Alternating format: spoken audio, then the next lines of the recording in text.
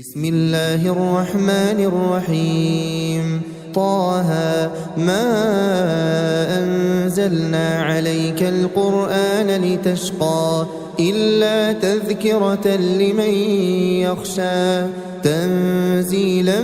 ممن خلق الأرض والسماوات العلى الرحمن على العرش استوى له ما في السماوات وما في الأرض وما بينهما وما تحت الثرى وإن تجهر بالقول فإنه يعلم السر وأخفى الله لا إله إلا هو له الأسماء الحسنى وهل أتاك حديث موسى إذ رأى نارا فقال لأهلهم كثوا إني آنست نارا لعلي آتيكم منها بقبس أو أجد على النار هدى فلما أتاها نودي يا موسى إني أنا ربك فاخلع نعليك إنك بالوادي المقدس طوى وأنا اخترتك فاستمع لما يوحى إنني أنا الله لا إله إلا أنا فاعبدني وأقم الصلاة لذكري إن الساعة آتية أكاد أخفيها لتجزى كل نفس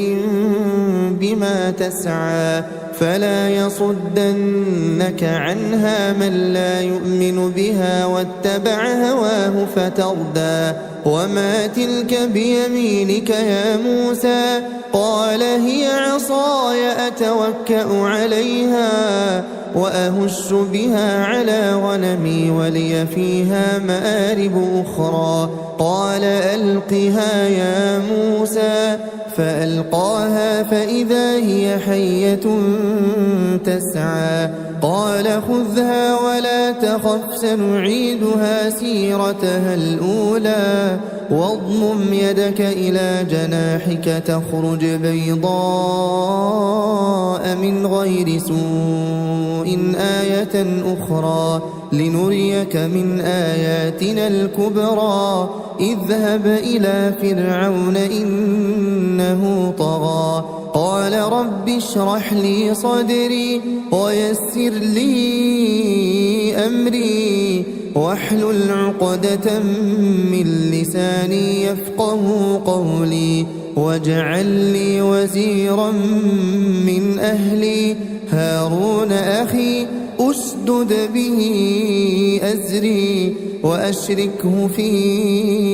أمري كي نسبحك كثيرا ونذكرك كثيرا إنك كنت بنا بصيرا قال قد أوتيت سؤلك يا موسى ولقد مننا عليك مرة أخرى إذ أوحينا إلى أمك ما يوحى أن اقذفيه في التابوت فاقذفيه في اليم فليلقه اليم بالساحل يأخذه عدو لي وعدو له وألقيت عليك محبة مني ولتصنع على عيني إذ تمشي أختك فتقول هل أدلكم على من يكفله فرجعناك إلى أمك كي تقر عينها ولا تحزن وقتلت نفسا فنجيناك من الغم وفتناك فتونا فلبثت سنين في أهل مدين ثم جئت على قدري يا موسى واصطنعتك لنفسي اذهب أنت وأخوك بآياتي ولا تنيا في ذكري اذهبا إلى فرعون إنه طغى فقولا له قولا لينا لعله يتذكر أو يخشى قالا ربنا إننا نخاف أن يفرط علينا أو أن يطغى قال لا تخافا إنني معكما أسمع وأرى فأتياه فقولا إنا رسولا ربك فأرسل معنا بني إسرائيل ولا تعذبهم قد جئناك بآية من ربك والسلام على من اتبع الهدى إنا قد أوحي إلينا أن العذاب على من كذب وتولى قال فمن ربكما يا موسى قال ربنا الذي أعطى كل شيء خلقه ثم هدى قال فما بال القرون الأولى قال علمها عند ربي في كتاب لا يضل ربي ولا ينسى الذي جعل لكم الأرض مهدا وسلك لكم فيها سبلا وأنزل من السماء ماء فأخرجنا به أزواجا من نبات شتى كلوا وارعوا أنعامكم إن في ذلك لآيات لأولي النهى منها خلقناكم وفيها نعيدكم ومنها نخرجكم تارة أخرى ولقد أريناه آياتنا كلها فكذب وأبى قال أجئتنا لتخرجنا من أرضنا بسحرك يا موسى فلنأتينك بسحر مثله فاجعل بيننا وبينك موعدا لا نخلفه نحن ولا أنت مكانا سوى قال موعدكم يوم الزينة وأن يحشر الناس ضحى فتولى فرعون فجمع كيده ثم أتى قال لهم موسى ويلكم لا تفتروا على الله كذبا فيسحتكم بعذاب وقد خاب من افترى فتنازعوا أمرهم بينهم وأسروا النجوى قالوا إن هذان لساحران يريدان أن يخرجاكم من أرضكم بسحرهما ويذهبا بطريقتكم المثلى فأجمعوا كيدكم ثم أتوا صفا وقد أفلح اليوم من استعلى قالوا يا موسى إما أن تلقي وإما أن نكون أول من ألقى قال بل ألقوا فإذا حبالهم وعصيهم يخيل إليه من سحرهم أنها تسعى فأوجس في نفسه خيفة موسى قلنا لا تخف إنك أنت الأعلى وألق ما في يمينك تلقف ما صنعوا إنما صنعوا كيد ساحر ولا يفلح الساحر حيث أتى فألقي السحرة سجدا قالوا آمنا برب هارون وموسى قال آمنتم له قبل أن آذن لكم إنه لكبيركم الذي علمكم السحر فلأقطعن أيديكم وأرجلكم من خلاف ولأصلبنكم في جذوع النخل ولتعلمن أينا أشد عذابا وأبقى قالوا لن نؤثرك على ما جاءنا من البينات والذي فطرنا فاقض ما أنت قاض إنما تقضي هذه الحياة الدنيا إنا آمنا بربنا ليغفر لنا خطايانا وما أكرهتنا عليه من السحر والله خير وأبقى إنه من يأت ربه مجرما فإن له جهنم لا يموت فيها ولا يحيا ومن يأته مؤمنا قد عمل الصالحات فأولئك لهم الدرجات العلا جنات عدن تجري من تحتها الأنهار خالدين فيها وذلك جزاء من تزكى ولقد أوحينا إلى موسى أن أسر بعبادي فاضرب لهم طريقا في البحر يبسا لا تخاف دركا ولا تخشى فأتبعهم فرعون بجنوده فغشيهم من اليم ما غشيهم وأضل فرعون قومه وما هدى يا بني إسرائيل قد أنجيناكم من عدوكم وواعدناكم جانب الطور الأيمن ونزلنا عليكم المن والسلوى كلوا من طيبات ما رزقناكم ولا تطغوا فيه فيحل عليكم غضبي ومن يحلل عليه غضبي فقد هوى وإني لغفار لمن تاب وآمن وعمل صالحا ثم اهتدى وما أعجلك عن قومك يا موسى قال هم أولئك على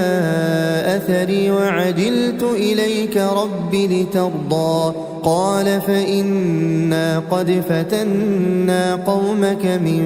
بعدك وأضلهم السامري فرجع موسى إلى قومه غضبان أسفا قال يا قوم ألم يعدكم ربكم وعدا حسنا أفطال عليكم العهد أم أردتم أن يحل عليكم غضب من ربكم فأخلفتم موعدي قالوا ما أخلفنا موعدك بملكنا ولكننا حملنا أوزارا من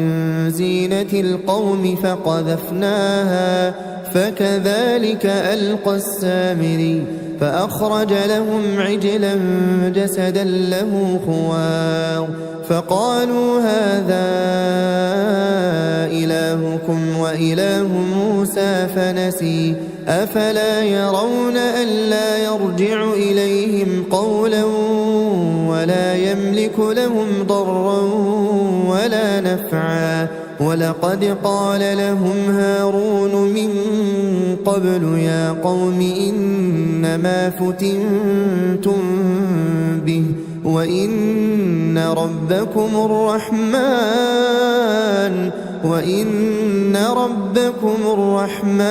فاتبعوني وأطيعوا أمري قالوا لن نبرح عليه عاكفين حتى يرجع إلينا موسى قال يا هارون ما منعك إذ رأيتهم ضلوا ألا تتبعني أفعصيت أمري قال يا ابن أم لا تأخذ بلحيتي ولا برأسي إني خشيت أن تقول فرقت بين بني إسرائيل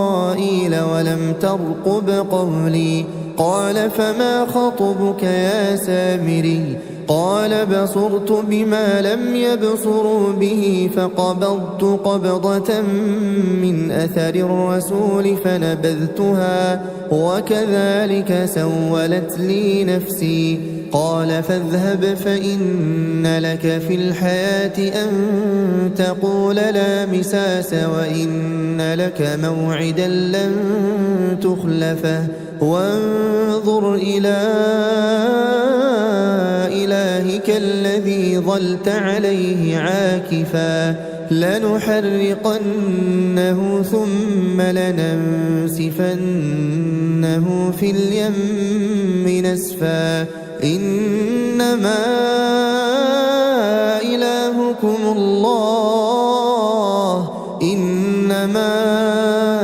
إلهكم الله الذي لا إله إلا هو وسع كل شيء علما كذلك نقص عليك من أنباء ما قد سبق وقد آتيناك من لدنا ذكرا من أعرض عنه فإنه يحمل يوم القيامة وزرا خالدين فيه وساء لهم يوم القيامة حملا يوم ينفخ في الصور ونحشر المجرمين يومئذ زرقا يتخافتون بينهم إن لبثتم إلا عشرا نحن أعلم بما يقولون إذ يقول أمثلهم طريقة إن لبثتم إلا يوما ويسألونك عن الجبال فقل ينسفها ربي نسفا فيذرها قاعا صفصفا لا ترى فيها عوجا ولا أمتا يومئذ يتبعون الداعي لا عوج له وخشعت الأصوات للرحمن فلا تسمع إلا همسا يومئذ لا تنفع الشفاعة إلا من أذن له الرحمن ورضي له قولا يعلم ما بين أيديهم وما خلفهم ولا يحيطون به علما وعنت الوجوه للحي القيوم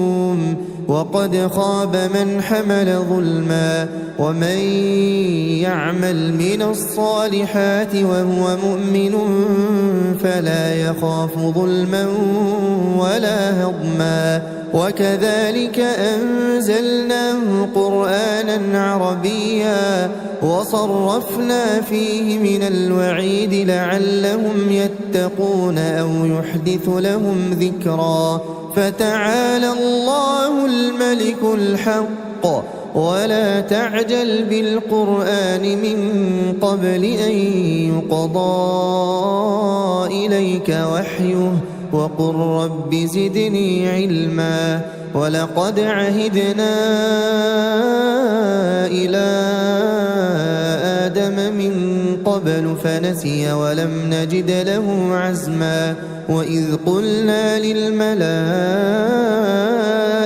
اسجدوا لآدم فسجدوا إلا إبليس أبى فقلنا يا آدم إن هذا عدو لك ولزوجك فلا يخرجنكما من الجنة فتشقى إن لك ألا تجوع فيها ولا تعرى وأنك لا تظمأ فيها ولا تضحى فوسوس إليه الشيطان قال يا آدم هل أدلك على شجرة الخلد وملك لا يبلى فأكلا منها فبدت لهما سوآتهما وطفقا يخصفان عليهما من ورق الجنة وعصى آدم ربه فغوى ثم اجتباه ربه فتاب عليه وهدى قال اهبطا منها جميعا بعضكم لبعض عدو فإما يأتينكم مني هدى فمن اتبع هداي فلا يضل ولا يشقى ومن أعرض عن ذكري فإن له معيشة ضنكا ونحشره يوم القيامة أعمى قال رب لم حشرتني أعمى وقد كنت بصيرا قال كذلك أتتك آياتنا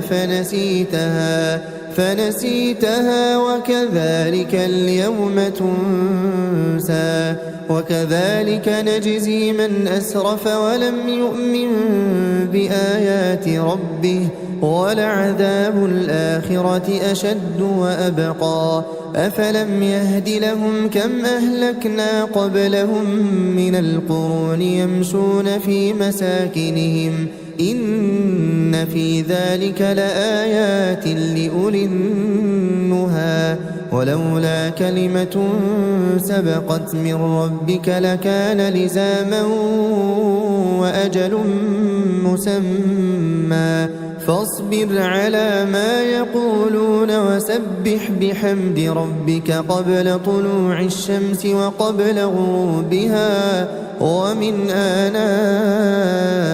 الليل فسبح وأطراف النهار لعلك ترضى ولا تمدن عينيك إلى ما متعنا به